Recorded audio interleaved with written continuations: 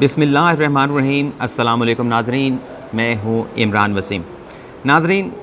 Justice काजी फ़ाइज़ ईसा जिन्हें हुकूमत की जानिब से भिजवाए गए रेफरेंस के मामले के ऊपर सुप्रीम जुडिशल कौंसिल में जो है वो कार्रवाई का सामना करना पड़ रहा है, उन्हें सुप्रीम कोर्ट में बड़ी अहम ज़िम्मेदारी जो है वो मिल गई है। ये ज़िम्मेदारी क्या है, इस वीडियो में आपको ये भी बताएंगे। और जस्टिस शेख अज़मत सईद की रिटायरमेंट के बाद जो है वो सीनियर जज सुप्रीम कोर्ट के जस्टिस मुशीर आलम जो है वो सुप्रीम जुडिशल कौंसिल के मेंबर बन गए हैं। और अब जस्टिस काजी फ़ाइज़ ईसा के ख़िलाफ़ सुप्रीम जुडिशल कौंसिल जब कार्रवाई का अपना दोबारा से आगाज़ करेगी तो उसमें जस्टिस मुशीर आलम भी जस्टिस काजी फ़ाइज़ ईसा के ख़िलाफ़ हुकूमती रेफरेंस जो है वो सुनेंगे, उसकी समाअत करने वाली कौंसिल का हिस्सा होंगे। अब जस्टिस काजी फ़ाइज़ ईसा को क्या अहम ज़िम्मेदारी दी गई हैं, ये बताने से पहले आपको थोड़ा सा बैकग्राउंड बताना बहुत ज़रूरी होगा। इस वक्त पाकिस्तान के अंदर 5 हाई कोर्ट्स हैं और एक सुप्रीम कोर्ट है। इन पाँचों हाई कोर्ट्स को और सुप्रीम कोर्ट ऑफ पाकिस्तान को आला अदलिया कहा जाता है। और पाँचों हाई कोर्ट्स में और सुप्रीम कोर्ट ऑफ पाकिस्तान में जो जजेस की अपॉइंटमेंट होती है, हाई कोर्ट से तो सुप्रीम कोर्ट में जज एलिवेट होते हैं, लेकिन हाई कोर्ट्स के अंदर जो है वो या तो लोअर जुडिशरी से किसी को जज बनाकर लाया जाता है या फिर वकला में से जजेस को जो है वकला को मुंतखब करके उन्हें हाई कोर्ट्स में जो है वो जज तैनात किया जाता है, उसकी सिफारिश की जाती है। और ये जजेस अपॉइंटमेंट जुडिशल कमीशन जो है इसका सरबराह चीफ जस्टिस ऑफ पाकिस्तान होते हैं। और इसकी जो कंपोजिशन है इसमें सुप्रीम कोर्ट के 4 सीनियर जज जो हैं वो भी शामिल होते हैं। आज से एक दिन पहले इस कंपोजिशन के सरबराह चीफ जस्टिस ऑफ पाकिस्तान थे और जो 4 सीनियर जज थे सुप्रीम कोर्ट के, उसमें जस्टिस गुलजार अहमद, जस्टिस शेख अज़मत सईद, जस्टिस मुशीर आलम और जस्टिस उमर अता बंदयाल शामिल थे। अब जस्टिस शेख अज़मत सईद की रिटायरमेंट के बाद जस्टिस काजी फ़ाइज़ ईसा जो है वो चौथे नंबर के सीनियर जज हैं सुप्रीम कोर्ट के, और उन्हें जुडिशल कमीशन जजेस अपॉइंटमेंट जुडिशल कमीशन का जो है वो मेंबर वो बन गए हैं। और अब आइंदा आने वाले दिनों में, जैसा कि अब सुप्रीम कोर्ट ऑफ पाकिस्तान में जस्टिस शेख अज़मत सईद रिटायर्ड हुए हैं और 17 जज होते हैं सुप्रीम कोर्ट ऑफ पाकिस्तान में, और उनकी रिटायरमेंट के बाद अदालत उज़्मा में जजेस की तादाद जो है वो 16 रह गई है। और आइंदा आने वाले दिनों में सुप्रीम कोर्ट का एक जज जो है वो किसी हाई कोर्ट से जो है वो एलिवेट करके यहाँ पर लाया जाएगा, तो उस मामले के ऊपर जुडिशल कमीशन का जब इजलास बुलाया जाएगा तो उसमें जस्टिस काजी फ़ाइज़ ईसा भी जो है वो जुडिशल कमीशन का हिस्सा होंगे। और किस शख्स को जो है या किस जज को हाई कोर्ट के सुप्रीम कोर्ट में लाया जाएगा, जिसका नाम चीफ जस्टिस ऑफ पाकिस्तान जो है वो प्रपोज़ करेंगे, और फिर उस जुडिशल कमीशन के इजलास में उस नाम के ऊपर उस प्रपोज़ जज को जो है वो सुप्रीम कोर्ट में लाने के मामले के ऊपर, जहाँ पूरी सुप्रीम जुडिशल कमीशन गौर कर रहा होगा, वहाँ जस्टिस काजी फ़ाइज़ ईसा भी इस प्रोसेस का हिस्सा होंगे और वो भी इस नाम के ऊपर गौर करेंगे कि किस हाई कोर्ट के जज को सुप्रीम कोर्ट ऑफ पाकिस्तान का जज बनाया जाए। इसी तरह से जब हाई कोर्ट में जजेस की अपॉइंटमेंट का मरला आइंदा आने वाले दिनों में होगा, चाहे वो कोई भी हाई कोर्ट हो, सिंध हाई कोर्ट हो, लाहौर हाई कोर्ट हो, पेशावर हाई कोर्ट हो, बलूचिस्तान हाई कोर्ट हो या इस्लामाबाद हाई कोर्ट हो, तो वहाँ पर भी जो जजेस की अपॉइंटमेंट्स होंगी आइंदा आने वाले दिनों में, तो उस प्रोसेस में भी जस्टिस काजी फ़ाइज़ ईसा जो है वो उन नामों के ऊपर गौर करेंगे जो जुडिशल कमीशन को मुतल्लिका चीफ जस्टिस हाई कोर्ट की जानिब से भिजवाया जाएगा। और फिर उन नामों के फ़ाइनल करने के बाद जुडिशल कमीशन जो है अपनी रिकमेंडेशन पार्लिमानी कमेटी को भिजवाएगा और पार्लिमानी कमेटी उसकी हतमी मंजूरी देगी। तो इस तरह से आइंदा जो भी जजेस लगेंगे, चाहे वो हाई कोर्ट हों या सुप्रीम कोर्ट में हों, उसकी अपॉइंटमेंट के प्रोसेस में, उसमें मशावरत के अमल में, उसमें पर गौर करने के अमल में जस्टिस काजी फ़ाइज़ ईसा जो है वो शामिल होंगे। जस्टिस शेख अज़मत सईद की रिटायरमेंट के बाद सुप्रीम जुडिशल कौंसिल की जो तश्कील थी वो भी तहलील हुई और आज उसकी दोबारा तश्कील हो गई। जस्टिस शेख अज़मत सईद के बाद जस्टिस मुशीर आलम को जो है वो सुप्रीम जुडिशल कौंसिल का हिस्सा बना लिया गया है। जस्टिस मुशीर आलम, नाज़रीन आपको ये बताते चलें कि इस वक्त सुप्रीम कोर्ट के तीसरे सीनियर जज हैं। जस्टिस काजी फ़ाइज़ ईसा जिनके ख़िलाफ़ इस वक्त हुकूमती रेफरेंस के ऊपर सुप्रीम जुडिशल कौंसिल में समाअत चल रही है, और बहुत से लोग इस बात पर ये सवाल उठाते हैं या ये नुक्ता उठाते हैं कि जस्टिस काजी फ़ाइज़ ईसा ने हुदैबिया पेपर मिल का जो है वो फ़ैसला दिया, जो कि फ़ैसला नहीं दिया जाना चाहिए था या उसकी मुखालफत करते हैं। और इसी तरह से जो फैज़ाबाद धरने का फ़ैसला था वो भी जस्टिस काज़ी फ़ाइज़ ईसा की जानिब से तहरीर किया गया था और उस फ़ैसले के ख़िलाफ़ पाकिस्तान तहरीक इंसाफ़ ने, शेख रशीद ने, MQM ने और वज़ारत दिफ़ा की जानिब से नज़रसानी की दरख्वास्तें भी जो हैं वो सुप्रीम कोर्ट में दायर की और वो दरख्वास्तें सुप्रीम कोर्ट ऑफ पाकिस्तान में ज़ेर अल्तवा हैं। तो जो फ़ैसला जस्टिस काज़ी फ़ाइज़ ईसा ने हुदैबिया पेपर मिल में दिया था, उसमें जो 3 जजेस थे उनमें एक जज जो है वो जस्टिस मुशीर आलम भी शामिल थे, जो उस नैब की अपील पर समाअत करने वाले बेंच के सरबराह थे। और नैब की ये हुदैबिया पेपर मिल में अपील ख़ारिज करने का जो फ़ैसला दिया गया था, उसमें हेड होने के नाते जस्टिस मुशीर आलम ने जो है वो मुतफ़िक़ा तौर पर जस्टिस काज़ी फ़ाइज़ ईसा ने भी और जस्टिस मज़हर आलम मियां खेल ने भी मुतफ़िक़ा तौर पर नैब की अपील जो है वो ख़ारिज की थी। और जब जस्टिस काज़ी फ़ाइज़ ईसा ने ये फ़ैसला तहरीर किया था हुदैबिया पेपर मिल का, तो उससे भी जस्टिस मुशीर आलम ने इत्तफ़ाक़ किया था। और जो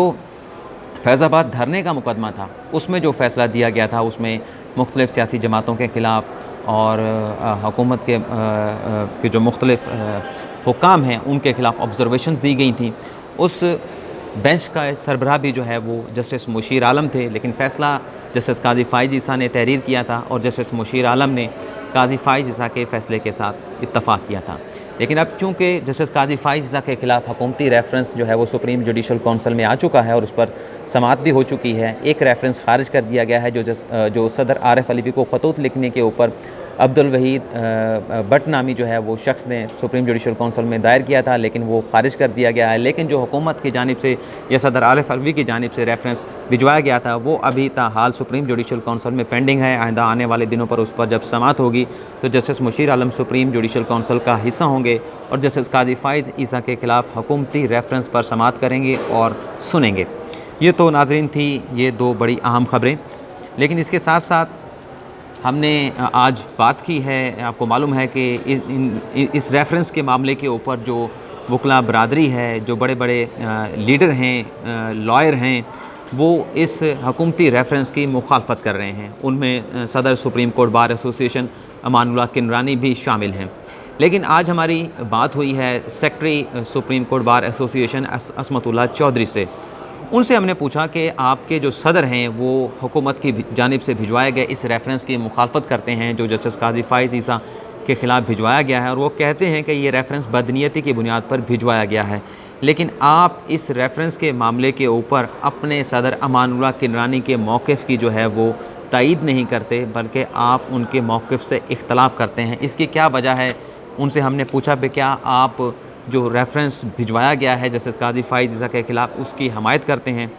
तो नाज़रीन, उन्होंने कहा कि वो इस रेफरेंस की हमायत भी नहीं करते और मुखालफत भी नहीं करते। और ये बताने से पहले उन्होंने ये भी बताया कि आज सुप्रीम कोर्ट बार एसोसिएशन की जो इलेक्टेड बॉडी है उसके बहुत सारे जो अरकान हैं, मुंतखब जो रुकन हैं, वो कश्मीर का जो इस वक्त इशू पूरी दुनिया में हाईलाइट हो चुका है और भारत की जो बर्बरियत या जुल्मों सितम की जो दास्तान वहाँ पर कश्मीर में नहत्ते कश्मीरियों के ऊपर रकम की जा रही हैं, उस पर एहतजाज के लिए मोदी सरकार के गैर मुनसफ़ाना इक़दाम के ख़िलाफ़ आज वकला बरादरी जो है वो या सुप्रीम कोर्ट बार एसोसिएशन की जो मुंतखब बॉडी है वो LOC का दौरा करेगी। 3 बजे सदर जो आज़ाद कश्मीर है उनसे मुलाकात होगी और LOC के ऊपर अपना हम एहतजाज रिकॉर्ड कराएंगे और कश्मीरियों के साथ इज़हारी यकजहती भी करेंगे। फिर उनका कहना था कि वो जस्टिस काज़ी फ़ाइज़ ईसा के ख़िलाफ़ रेफरेंस की ना मुखालफत करते हैं ना हमायत करते हैं। वो कहते हैं कि मेरा मौक़िफ़ जो है वो असूली है। वो ये कहते हैं कि जब मुल्क भर के तमाम वकला इस बात के ऊपर एतराज़ करते हैं कि जो आला अदलिया में जजेस की अपॉइंटमेंट का जो तरीक़ाकार है, जो कि आइन के आर्टिकल 175A में दिया गया है, उसकी हम मुखालफत करते हैं कि आला अदलिया में जजेस की जो तैनातियाँ की जाती हैं वो अकरबा परवरी की बुनियाद पर की जाती हैं, वो मेरिट पर नहीं होती। जब तमाम वकला इस बात पर मुत्तफ़िक़ हैं, इस बात के ऊपर कन्वेंशन मुनक़्क़द किए जाते हैं पूरे पाकिस्तान में, तो फिर जब आर्टिकल 209 को इन्वोक किया जाता है, आर्टिकल 209 को बुनियाद बनाकर किसी जज के ख़िलाफ़ रेफरेंस सुप्रीम जुडिशल कौंसल में दायर किया जाता है, फिर उस की राह में हम रुकावट क्यों बनते हैं। जुडिशल कमीशन जो जज तैनात कर रहा है, जो जजेस आला अदलिया में लगा रहा है, अगर वो समझता है कि किसी जज के ख़िलाफ़ कंप्लेंट आई है तो उस पर उन्हें प्रोसीड करना चाहिए, तो फिर सुप्रीम जुडिशल काउंसिल को उस रेफरेंस के ऊपर फ़ैसला करने दिया जाना चाहिए। उनका ये कहना था कि जब साबिक़ चीफ़ जस्टिस इफ्तिखार मोहम्मद चौधरी के ख़िलाफ़ वकला तहरीक में हमने डंडे भी खाए, 2 साल तक वो हमने तहरीक चलाई और हमारा मकसद ये था कि मुल्क के अंदर एहतसाब का निज़ाम जो है वो हम ला सकें, मेरिट और शफाफियत को जो है वो प्रमोट कर सकें। लेकिन फिर वो ये कहते हैं कि फिर हमने ये देखा कि वही साबिक़ चीफ़ जस्टिस जो हैं इफ्तिखार मोहम्मद चौधरी, उन्होंने 175A के तहत जो है वो लाहौर हाई कोर्ट के साबिक़ जज जस्टिस फ़ारूक इरफान की अपॉइंटमेंट की और उनके ऊपर जब इल्ज़ामात लगे, सुप्रीम जुडिशल काउंसिल में उनके ख़िलाफ़ रेफरेंस आया, तो जस्टिस फ़ारूक इरफान ने ख़ुद सुप्रीम जुडिशल काउंसिल से इस्तदा की थी कि उनका रेफरेंस जो है वो खुली अदालत में सुना जाए, ओपन कोर्ट में उनके ख़िलाफ़ रेफरेंस की समाअत की जाए। और उनकी बात को ही मंजूर करते हुए, तस्लीम करते हुए सुप्रीम जुडिशल काउंसिल ने जब ओपन कोर्ट में उनके ख़िलाफ़ रेफरेंस के ऊपर कार्रवाई शुरू की, तो ये कार्रवाई का आगाज़ होने के बाद सुप्रीम जुडिशल काउंसिल ने जब जस्टिस फ़ारूक इरफान से उनके जो फ़ॉरेन एसेट थे उसके ऊपर मनी ट्रेल तलब की और उनसे ये पूछा गया कि आपने जो बैरून मुल्क प्रॉपर्टी ख़रीदी है, इसके सोर्स ऑफ इनकम क्या थे, तो वो ये सोर्स ऑफ इनकम देने की बजाय जो है वो अपने ओहदे से इस्तीफ़ा दे गए, मुस्ताफ़ी हो गए और ये इक़दाम करके उन्होंने अपनी पेंशन और पेंशनी जो मराद थी उसको ताहयात जो है वो महफूज कर लिया। वो ये कहते हैं कि सदर जो सुप्रीम कोर्ट बार एसोसिएशन है ईमानुल्लाह किरानी, ये इस वक्त विकेट के दोनों जानिब खेल रहे हैं और इस हवाले से हमने एक अपनी दूसरे चैनल के ऊपर वीडियो में आपको पहले भी बताया था। वो ये कहते हैं कि ईमानुल्लाह किरानी एक जानिब तो हुकूमती रेफरेंस की मुखालफत कर रहे हैं जो जस्टिस काजी फ़ाइज़ ईसा के ख़िलाफ़ दायर किया गया था, वहीं हुकूमत से मराद भी ले रहे हैं। सदर सुप्रीम कोर्ट बार ईमानुल्लाह किरानी के हवाले से उनका ये कहना था कि बलूचिस्तान का जो अटॉर्नी जनरल ऑफ़िस है या सूबाई एडवोकेट जनरल ऑफ़िस है, वहाँ पर 6 लॉ अफसरान जो है वो अटॉर्नी जनरल ईमानुल्लाह किरानी की रिकमेंडेशन के ऊपर जो है वो हुकूमत ने लगाए हैं, वज़ारत कानून की जानिब से लगाए गए हैं। अब आपको नाज़रीन ये भी मालूम होगा कि हालिया चंद रोज़ कबल जो है हुकूमत की जानिब से इलेक्शन कमीशन के 2 मेंबरान की अपॉइंटमेंट की गई थी। उस अपॉइंटमेंट के मामले के ऊपर सदर secretary supreme court bar association Asmatullah Chaudhry ये कहते हैं कि इस मामले के ऊपर भी है ईमानुल्लाह किरानी ने हुकूमत के साथ जो है वो ले-दे की है और अपना बंदा मुनीर जस्टिस रिटायर्ड मुनीर काकड़ जो कि ईमानुल्लाह किरानी के बहुत करीबी हैं और क्वेटा में उनकी जो कैंपेन होती है या उनके जो मामलात होते हैं उसे भी लेकर चलते हैं, तो हुकूमत से कहकर उन्होंने मुनीर काकड़ को जो है वो मेंबर इलेक्शन कमीशन बनवाया और ये मेंबर इलेक्शन कमीशन बनवाने के बाद गो के चीफ़ इलेक्शन कमीशन ने उनसे हलफ नहीं लिया और ये अपॉइंटमेंट कराने के बाद उन्होंने जो दरख्वास्त जस्टिस काजी फ़ाइज़ ईसा के साथ इज़हार यकजहती के लिए सुप्रीम कोर्ट ऑफ पाकिस्तान में दायर की थी कि सुप्रीम जुडिशल काउंसिल को जस्टिस काजी फ़ाइज़ ईसा के ख़िलाफ़ रेफरेंस पर कार्रवाई से रोका जाए और उनके ख़िलाफ़ दायर किया गया हुकूमती रेफरेंस बदनीयती की बुनियाद पर जो है वो ख़ारिज किया जाए। वो दरख्वास्त लेने की उन्होंने कोशिश की और वो उनकी कोशिश नाकाम हुई, तो फिर उन्होंने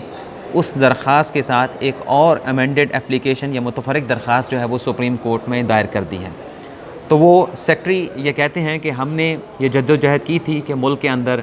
साफ़ शफाफ निज़ाम होना चाहिए, अपॉइंटमेंट्स जो है वो ट्रांसपेरेंट होनी चाहिए, लेकिन वो मायूस हैं। वो ये कहते हैं कि मौजूदा हुकूमत ने भी बहुत सारे ऐसे लॉ अफसरान जो है वो सूबाई एडवोकेट जनरल ऑफ़िस में और अटॉर्नी जनरल ऑफ़िस में लगाए हैं जिनका कोई कैलिबर नहीं है, जिनकी कोई एक्सपीरियंस नहीं है। और उनका इशारा फवाद चौधरी के जो भाई हैं फैसल चौधरी, उनकी जानिब भी था कि बेशक उनका 7 साल का तजर्बा होगा लेकिन उन्हें एडवोकेट जनरल पंजाब में जो है वो एडिशनल एडवोकेट जनरल लगा दिया गया। तो इस किस्म की जब तैनातियाँ होंगी जिसमें अकरबा परवरी होगी, मेरिट नहीं होगा, तजर्बा नहीं देखा जाएगा, सलाहियतों को जो है वो नहीं देखा जाएगा, तो फिर हम मायूस होंगे। लेकिन वो ये कहते हैं कि जस्टिस काजी फ़ाइज़ ईसा के ख़िलाफ़ जो रेफरेंस दायर हुआ है इसके ऊपर सुप्रीम जुडिशल काउंसिल को फ़ैसला करने जो है वो दिया जाना चाहिए और जो जस्टिस काजी फ़ाइज़ ईसा के राइट्स हैं उन्हें भी वो अवेल करने का भरपूर मौका मिलना चाहिए, उन्हें शफाफ ट्रायल का हक़ भी मिलना चाहिए। तो इस वीडियो में नाज़रीन इतना ही, इजाज़त दीजिए। अल्लाह हाफ़िज़।